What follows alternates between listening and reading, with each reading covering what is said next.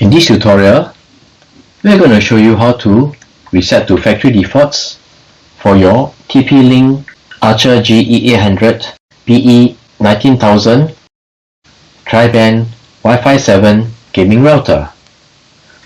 We will use the web interface. So from your computer, open a web browser and go to the following IP address.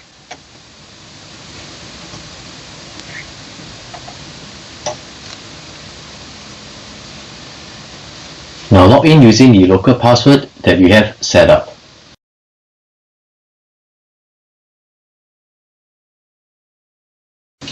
At the web interface, go to Advanced. Scroll until you see System. Select Backup and Restore. Here is where you can backup the router settings to a file. You can restore the settings from a backup file or do a factory default restore, which has two options. One is just to do a restore. You can restore all configurations to default values except your login and cloud account information. For our case, we will restore all the configurations to their default values, which is a factory restore. Let's select that.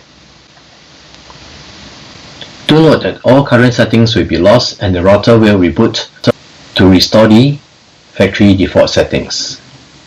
Let's restore.